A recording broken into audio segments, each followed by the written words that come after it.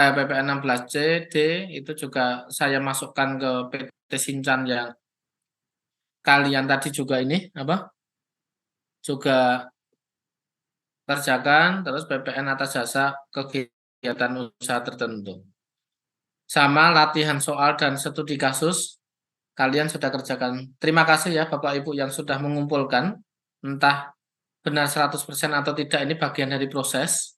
Dan perlu saya sampaikan, besok ujiannya, kalau pas ujian PPNA, ada dua tema. Tema pertama multiple choice, seperti yang saya terangkan nanti. Sama yang kedua adalah buat SPT, kayak PT Sinchan tadi. Jadi kalau Bapak Ibu sudah mengerjakan dan benar, berarti Anda sudah dapat minimal 70%. Ya, 70% sudah lulus. Ya, lulus minimal kan 60% ya. Berarti Bapak Ibu sudah di zona nyaman 70%. Bagi yang belum, insya Allah YouTube saya yang saya buat itu adalah jawaban. Jadi kalau kalian sebelum mengerjakan download dulu soalnya, dilihat YouTube-nya baru ngerjakan, itu kalau pelan-pelan itu klop ya 100%. Tapi kadang-kadang itu yang kita bikin males itu ya, kita sebagai peserta, mohon maaf, kita itu tidak melihat atau membaca history daripada grup WA. Ya. Di situ kan sebenarnya sudah saya setting grup WA ini ketika ada tanya jawab kan bisa saling ini, semua peserta bisa bantu membantu.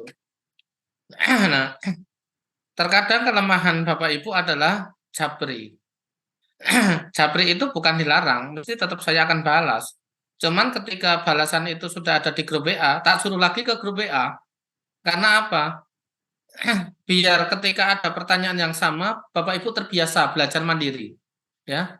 Karena ketika nanti bekerja atau kita jadi konsultan, Anda mau tanya ke siapa? Tanya ke petugas pajak, beda cerita. Ya. Kadang-kadang beda keyakinan dalam menafsirkan undang-undang. Kalau kita bekerja tanya ke atasan. Nah, atasan itu hire Anda untuk jadi staf akuntansi dan pajak. Dia kadang-kadang juga nggak paham. Nah, itulah yang saya mulai dari minimal kelas saya. Kita belajar mandiri, tetapi saya tuntun daripada jawaban itu ada di YouTube. Nah, dari disitulah ya, disitulah proses kalian mengerjakan atau memahami PPNA dimulai dari situ. Oke, kita lanjutkan ke dasar hukumnya.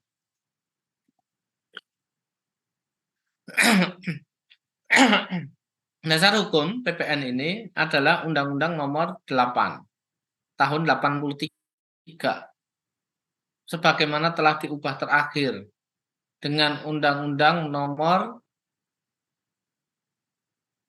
6 Tahun 2023. Undang-Undang Nomor 6 itu mengubah ya Undang-Undang Cipta Kerja, karena Undang-Undang Cipta Kerja di 11 2020 itu digugat di MK ya, dan harus ada perbaikan. Jadi modelnya sekarang itu undang-undang bisa digugat gitu ya, digugat. Yang memutus eh, sengketa di MK pun juga ketuanya bisa di kode etikan gitu ya, bisa diadukan.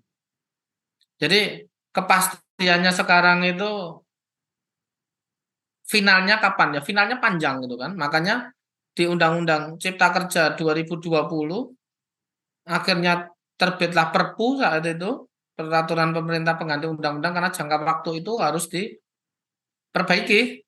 Baru Perpu itu disahkan kembali ke Undang-Undang Nomor 6 2023. Nah, di PPN sendiri, Undang-Undang Cipta Kerja ini mengambil peranan sangat penting. Jadi tidak hanya Cipta Kerja itu PPN, ada KUP, PPH gitu kan, HKPD gitu ya. Lalu di situ sudah bagus-bagus ya, untuk PPh itu tarif kembali lagi ke 22%. Padahal saat itu sempat ini kan turun itu ya PPh-nya.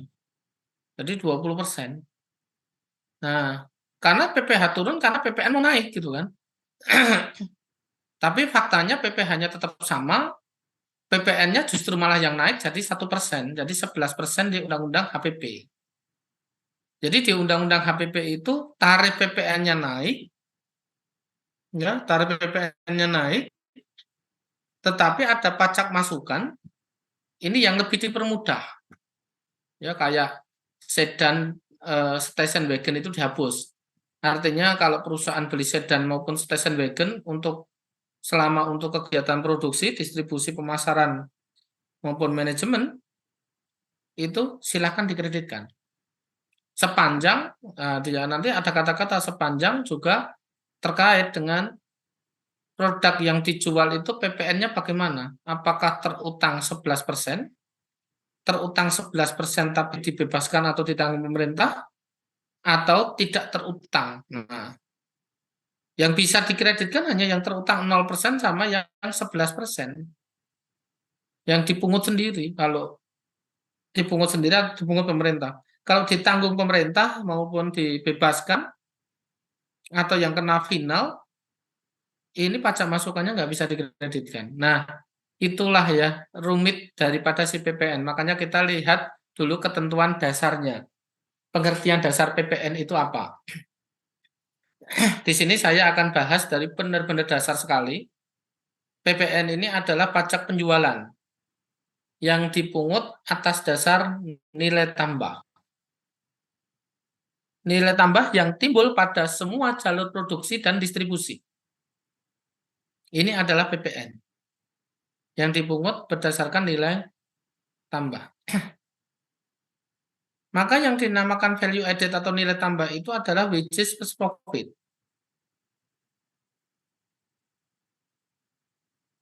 Ya, laba dan gaji. Itu yang dinamakan nilai tambah.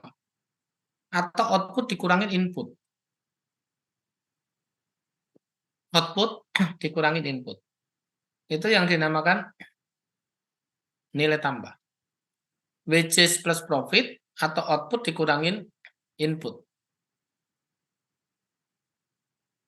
Berarti kalau misalkan begini, sederhananya ini ada pena, kelihatan nggak ya di layar pena? Ini ya pena ya di muka saya, di depan muka saya ini ada pena.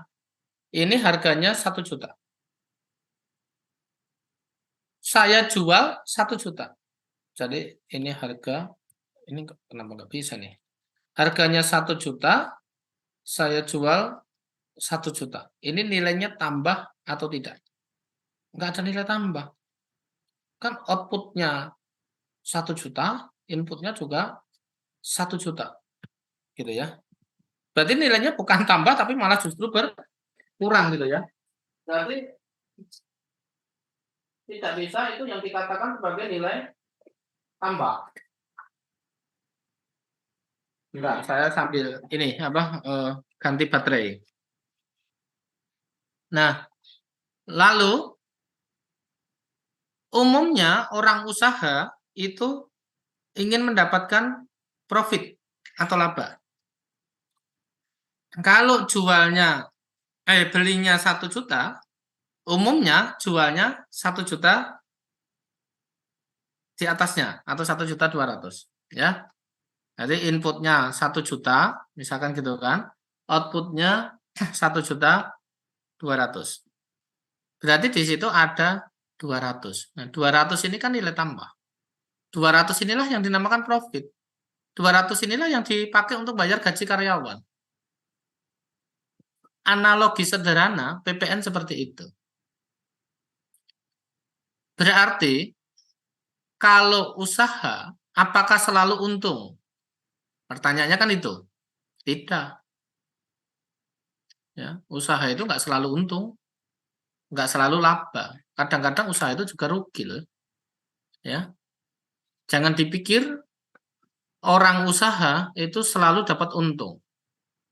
Terkadang rugi itu pun dijalankan. Ya, rugi itu dijalankan juga.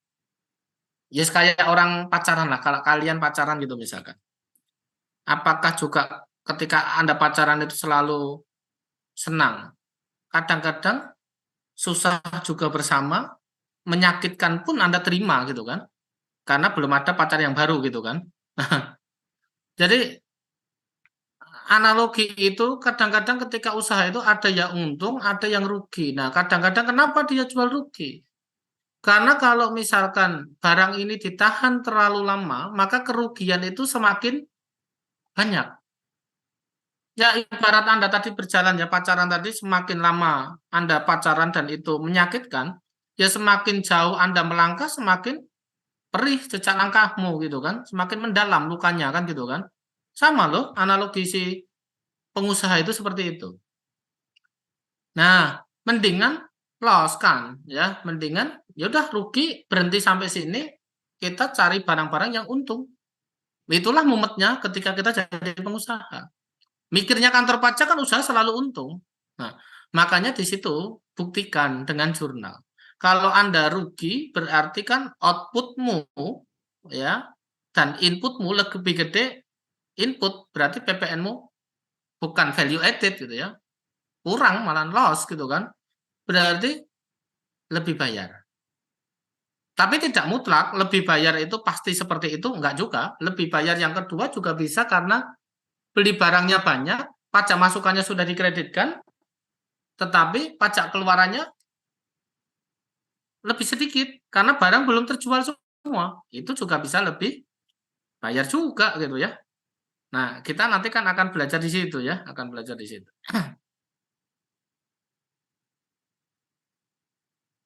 Oke.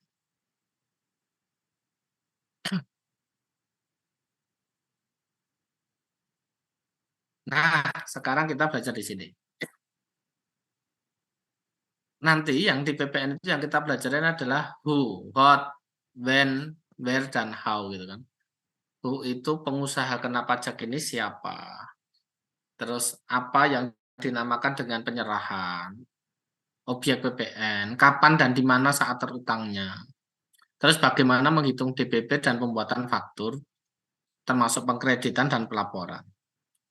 Jadi di situ saya buatkan formula daripada pengenaan PPN. PPN ini formulasinya adalah tarif dikalikan DPP. Tarif pajak dikalikan DPP.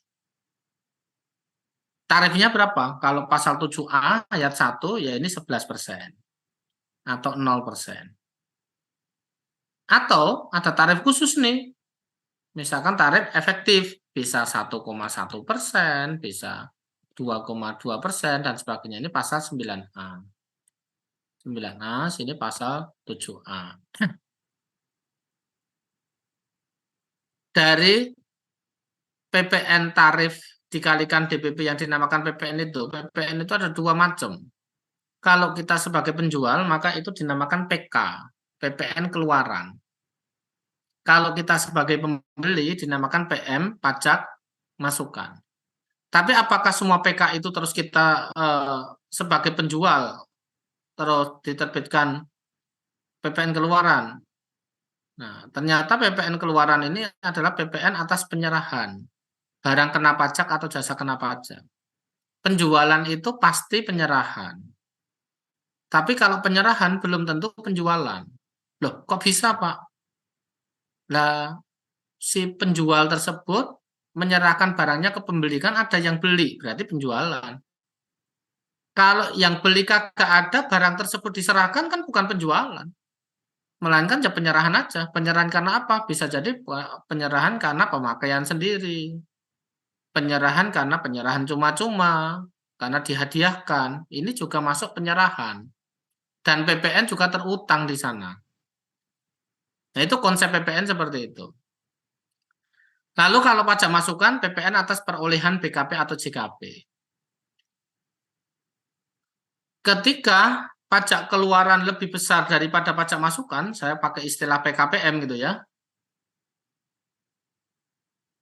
Apakah akhir bulan dibayar, Mbak Dita? Ini PK-nya lebih gede daripada PPN masukan. Apakah di akhir bulan tersebut PPN-nya langsung dibayar? Nah, kan belum tentu. Bisa, bisa. Kalau bisa langsung dibayar, PPN keluaran nggak ada utang PPN.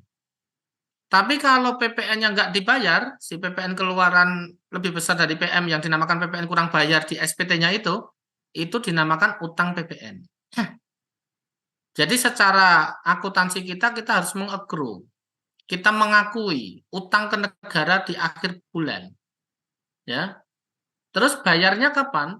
Bayarnya adalah masih akhir bulan berikutnya paling lama. Tapi mau dibayar tanggal 1 bulan berikutnya juga boleh, tanggal 10 boleh gitu ya. Paling lama adalah akhir bulan berikutnya. Setelah berakhirnya masa pajak.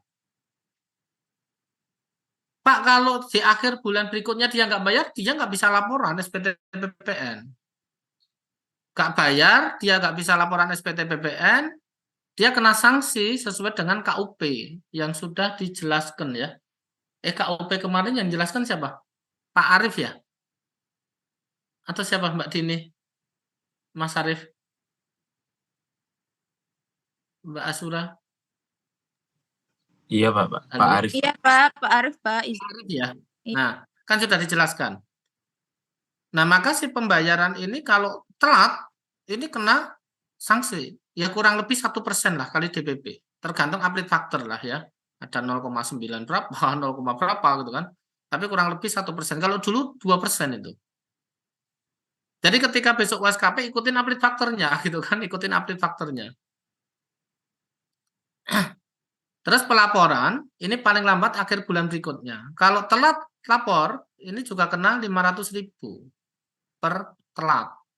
Telat 2 bulan juga bukan terus 1 juta gitu ya. Karena ini dendanya pasal 7 ya, pasal 7. Kalau ini tadi pasal 9. Jadi seperti itu. Lalu di SPT itu PPN ini ada PPN kurang bayar yang pertama. Ada PPN lebih bayar. Lebih bayar dalam hal apa? PK-nya lebih kecil daripada PM. Kalau PK lebih kecil daripada PM, berarti lebih bayar. Kalau Anda ada akun di sini misalkan buat neraca ya, ada akun utang PPN, lawannya berarti piutang PPN. Di sini yang kadang-kadang, mohon maaf, kita nggak ngeh. Kita hanya tulis utang pajak. Boleh nggak? Ya boleh. Cuman masalahnya, kalau dirinci satu persatu oleh kantor pajak kan pinginnya detail. Nah ini utang pajak apa Pak? Ya PPN, PPh 21, PPh 25, 4 ayat 2, 23 Pak. Termasuk PPh 26. Nah coba kalian rinci, kan lebih enak. Jadi nanti yang terkait dengan PKPM, kalau nggak ke utang, PPN ya ke piutang PPN. Makanya kalau lebih bayar, itu piutang. Nah, berarti di neracamu, di aset lancarmu, Anda jurnal piutang PPN. Pertanyaannya, si piutang PPN ini, apakah akan diminta kembali atau direstitusikan? Ya, akan diminta kembali atau direstitusi? Ketika diminta kembali, itu namanya restitusi. Ketika diperhitungkan ke masa pajak berikutnya, itu namanya kompensasi. Pak, kalau restitusi bagaimana? Lu diperiksa. Pasti. Ya. Kalau pengembalian pendahuluan kan nggak diperiksa, Pak. Cuma diteliti doang. Iya. Tapi siap-siap habis itu all taxes.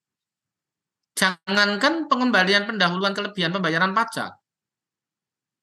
Restitusi umum saja, yang setiap akhir tahun baru direstitusi, kantor pajak masih punya hak untuk memeriksa all taxes-nya, tidak hanya PPN diperiksa ulang, termasuk PPh badan dan PPh potong pungutnya, dan pajak pusat lainnya, bisa biaya meterai gitu kan, BP3 gitu.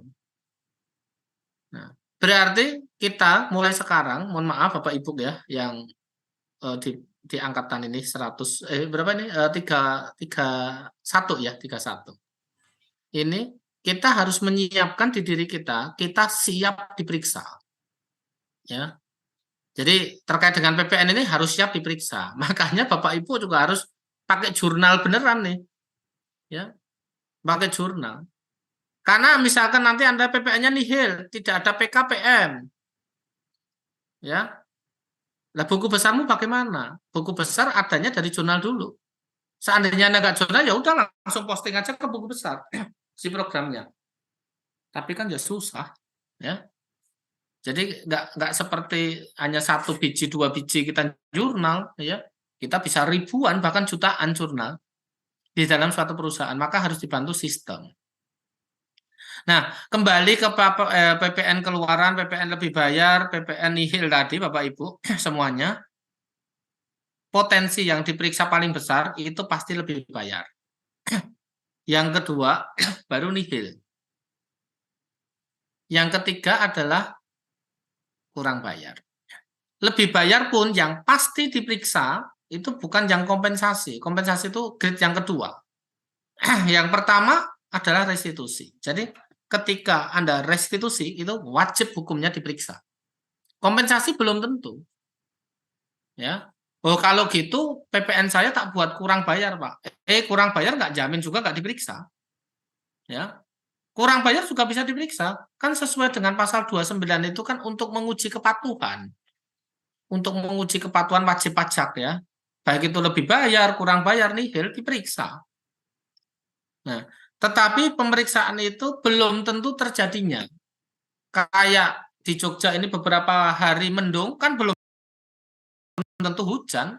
Kadang-kadang hujan aja tanpa mendung gitu ya. Yang ini mendung tanpa hujan sekarang ya. Mendung tanpa hujan. Nah, jadi pemeriksaan itu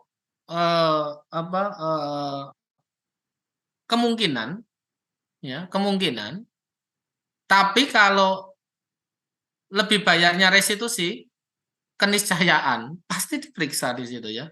Pasti diperiksa. Nah, ini sekilas ya tentang formulasi. Nah, maka Bapak Ibu harus mencatat nanti supaya siap sesuai dengan pasal 28 KUP, Bapak Ibu harus pembukuan. Kebetulan kalau saya di jurnal di Bijakarya Mitra ini sama klien-klien kami itu memakai pembukuannya jurnal bijak. Ya, Bapak Ibu juga bisa ini ya mencoba jurnalbijak.com gitu ya. Itu aplikasi pembukuan online yang memang didesain sesuai dengan pasal 28 memenuhi syarat. Pembukuan sekurang-kurangnya terdiri dari atas catatan mengenai harta, kewajiban, modal, penghasilan dan biaya, serta penjualan dan pembelian, sehingga dapat dihitung besarnya pajak yang terutang. Ini pembukuan. Buku, catatan, dan dokumen yang menjadi dasar pembukuan atau pencatatan atau dokumen lain termasuk hasil pengolahan data dari pembukuan yang dikelola elektronik atau secara program aplikasi online wajib disimpan selama 10 tahun di Indonesia, yaitu di tempat kegiatan atau tempat tinggal wajib pajak. Nah, ini kebetulan pembukuan ini adalah pembukuan online, berarti juga memenuhi syarat di pasal 28. Karena zaman sekarang adalah zaman semua serba digital dan online, Bapak Ibu, Mas Mbak semua ya. Jadi kalau kita masih pakai pembukuan pakai Excel, Excel itu ada batasan. Ada batasannya sheet kalau nggak salah, kolom. Ya. Sedangkan online ini ada batasannya, tetapi batasan itu bisa kita perluas sampai tak terbatas tergantung developer. Ya, tergantung si pengembang. Developernya mau seperti apa. Terus kebutuhannya seperti apa. Nah, ini pembukuan online. Nah, pembukuan itu seperti ini. Si akuntansi ini kan Bapak Ibu harus menyediakan data transaksi. Transaksi itu bisa transaksi lewat bank, transaksi penjualan, PO, DO, ya. Terus barangnya itu dikirim shipping point atau FOB destination, ya. Terus bayarnya lewat utang, nggak dibayar atau langsung dibayar gitu kan. Setelah itu berarti Anda identifikasi tersebut, Anda buat akun. Nah, buat akun. Setelah akun Anda jurnal umum, ada debit, kredit. Nah, Bapak Ibu saya yakin di sini tidak semuanya orang akuntansi. Apakah ada Bapak Ibu yang nggak akuntansi? Berapa orang? Iqbal akuntansi nggak nih? Akuntansi Pak saya. Wah, akuntansi berarti mantap. Berarti nanti kalau ada soal langsung jawab ini Mas Iqbal. Ada yang nggak akuntansi Bapak Ibu? Izin Pak, Saya, Pak. Saya, Saya, Pak. Pak, izin. Saya, Pak. Apa disiplin ilmunya apa? Bisa dicek nggak Bapak? Administrasi bisnis. Administrasi bisnis, Ekonomi, Pak. ekonomi, Manajemen, Pak. manajemen, hukum. Ini ada hukum juga Mbak Asura. Matematika, Pak. Matematika, mantap. Ini siapa nih? Arin. Oke, wah, Arin matematika, wah mantap. Berarti ketika tak suruh buat e-faktur dengan YouTube itu juga agak ini juga ya, agak bayangannya jauh gitu ya. Tapi bisa kan? Si siapa tadi? Arin bisa ya? Marketing. Bisa, Pak. Mantap. Nah, manajemen keuangan. Nah, kebetulan Bapak Ibu, saya pun juga bukan orang akuntansi. Nah, lucu lagi kan? Saya kan dari tadi saya ini SEMM, nggak ada akuntansinya saya. Tapi saya ngajar di Brevet ini sudah sejak 2009. Sebelum nikah saya ngajar Brevet ya sampai mahasiswa saya dulu ya itu sudah anaknya pun anak saya gitu ya. Kadang-kadang anaknya seanak saya karena kami suka ngajar dan kami belajar akuntansi. Nah, jadi secara sederhana akuntansi itu debit kredit. Jurnalnya harus balance, imbang. Ketika kita disiplin ilmu hukum suatu saat akan mendebat, ya, mendebat daripada si petugas pajak, ya kita mendebatnya juga tidak hanya sekedar kata-kata indah gitu ya. Kita memang kata-kata teman-teman pengacara ya pasti menghanyutkan gitu ya.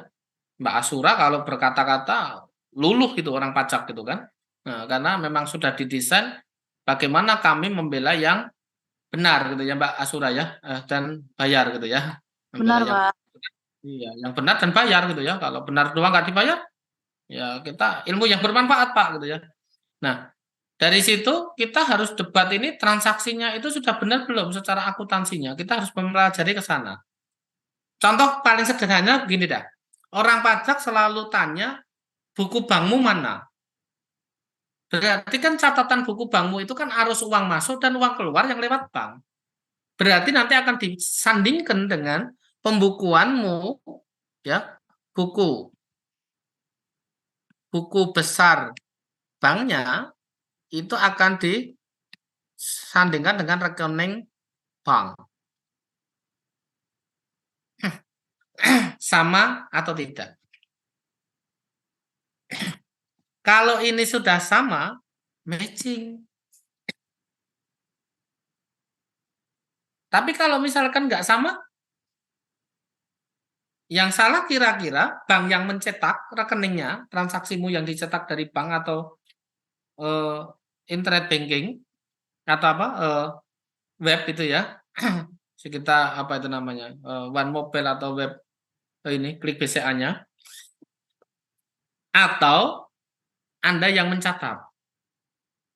Nah, ini kan perlu dibuktikan. Kalau kita berdebat itu kan perlu bukti lah ya.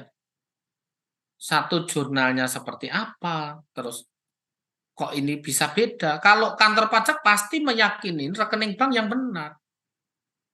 Dan saya pun juga sepakat di situ. Masa rekening banknya keliru? Enggak Pak, itu bukan transaksi saya. Kalau itu enggak transaksimu, enggak mungkin masuk rekeningmu. Nah kan gitu kan. Maka itu yang akan menjadi concern pertama si petugas pajak kalau ada rekening bank ini data autentik. Beda catatanmu, beda penafsiran nanti.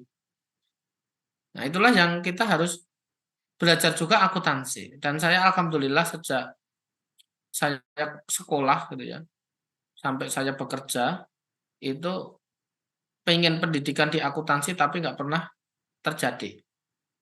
Ya nggak pernah bisa masuk gitu kan, karena ya kemampuan saya pas-pasan. Akhirnya saya masuk manajemen dari SMK manajemen, berarti semua gitu ya. S1 manajemen, S2 manajemen. Hanya setahun tok saya di Sekolah Tinggi Akuntansi Negara, ada akuntansinya, tetapi jurusan saya perpajakan juga. Ya, jadi kita nggak belajar akuntansi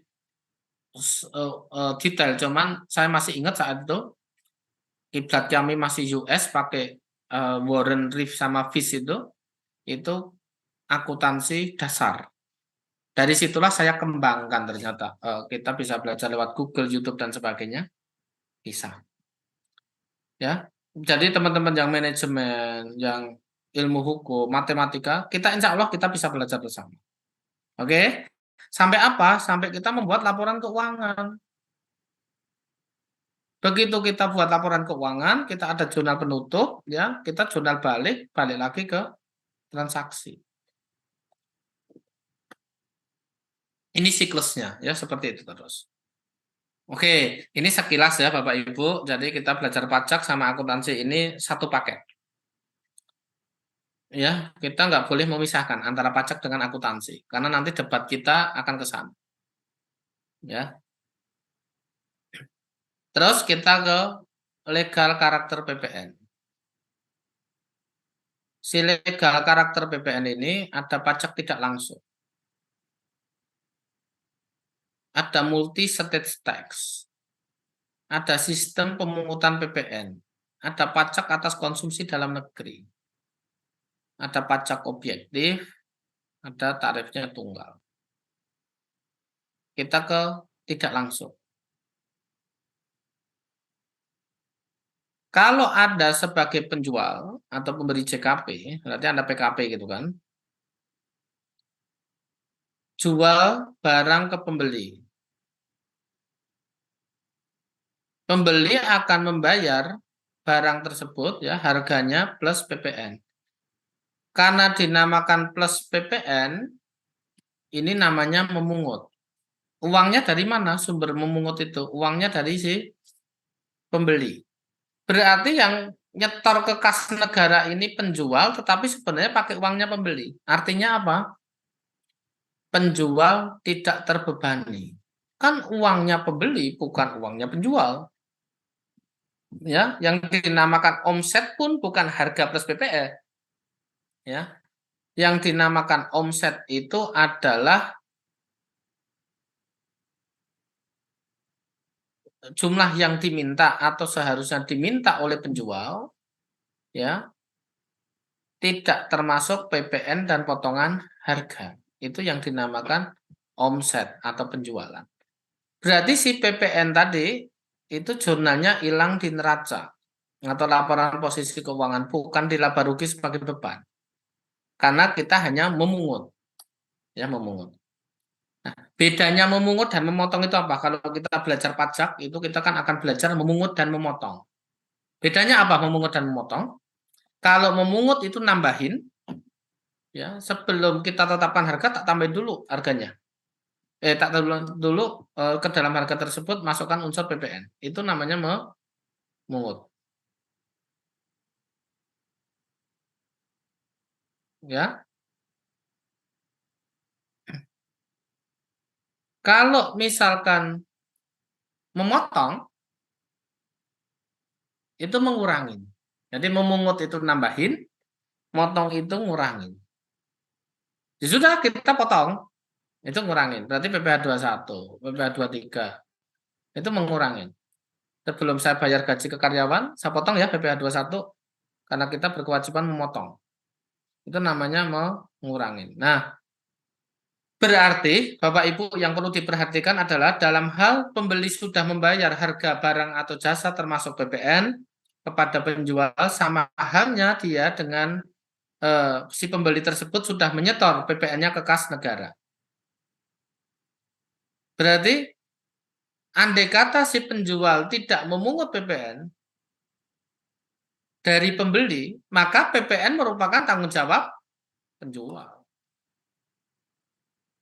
Itu yang terkadang jadi bebanmu sebagai penjual. Jadi Anda harus perhatikan. Kalau Anda penjual PKP, memungutlah PPN. Kalau lu nggak mau memungut PPN, ya udah jadi bebanmu.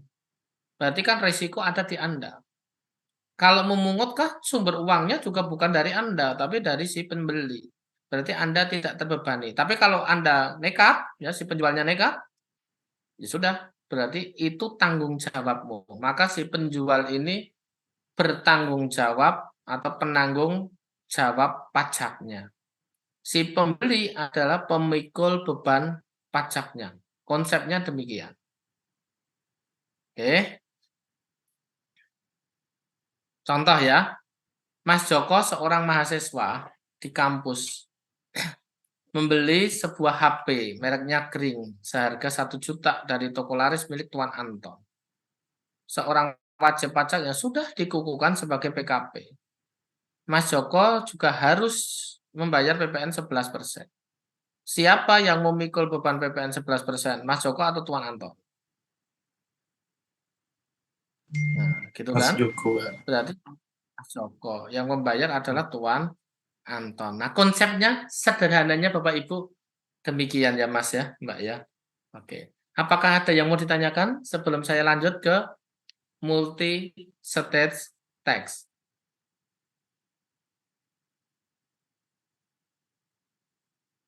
Oke. Kalau nggak ada, saya lanjutkan. Multi stage tax ini atau multi stage level daripada si pemungutan PPN, pabrikan jual ke distributor. Distributor jual ke pedagang. Pedagang jual ke konsumen. Ya, dagang jual ke konsumen. Ketika si pabrikan ini menjual ke distributor, maka dia memungut PK, PPN keluaran, dan dia setor ke kas negara senilai 110. Oke, si pabrikan pungut PPN.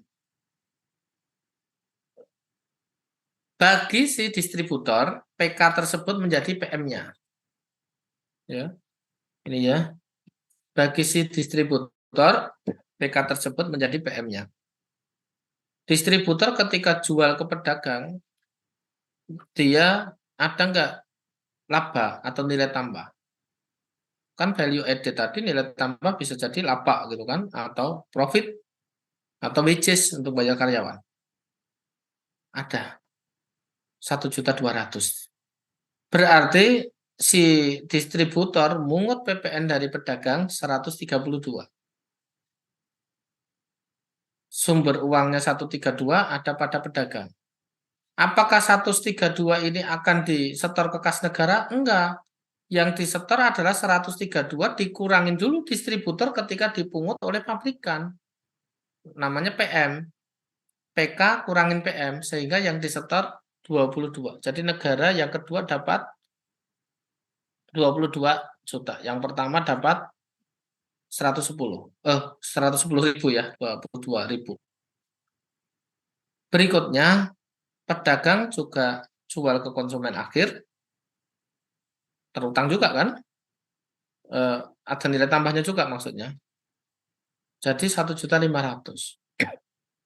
Berarti si pedagang bayarnya ke negara 165 kurangi 132. Berarti dapat yang ketiga negara. Total yang diterima negara adalah 165. 165 ini sebenarnya dari multi stage tax-nya ini yang bayar secara keseluruhan beban 100% ke siapa? Konsumen. Konsumen bayarin ke pedagang 165.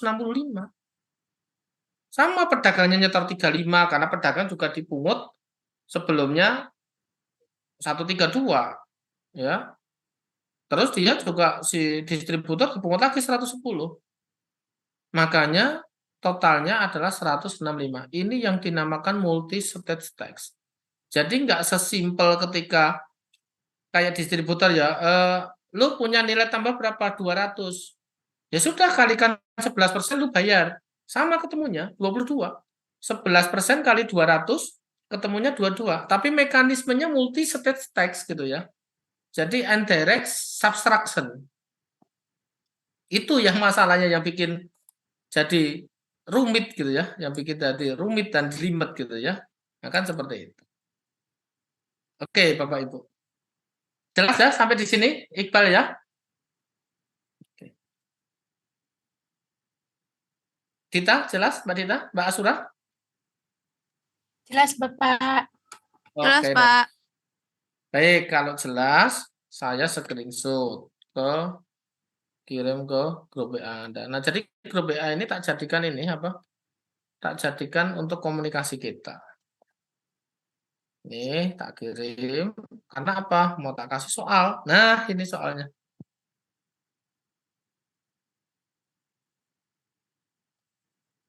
Ini tak kirim juga ke grup WA biar Anda enak. Jika Anda sebagai pedagang sesuai slide di atas, pertanyaannya bagaimana jurnal yang pertama pembeliannya dari distributor? Ini yang pertama. Yang kedua, penjualan ke konsumen akhir. Yang ketiga, penyesuaian atas SPT masa PPN. Ingat ya, nanti penjualannya ada PPN keluaran, PPN masukan gitu kan. Terus jurnal pembayaran utang PPN. Semua transaksi diasumsikan tunai atau kas silahkan dikerjakan dalam jangka waktu 5-10 menit dari sekarang. Nanti kelas akan kita mulai ketika Anda sudah ngirim jawaban lewat grup WA ya. Oke. Terima kasih. Silakan dikerjakan.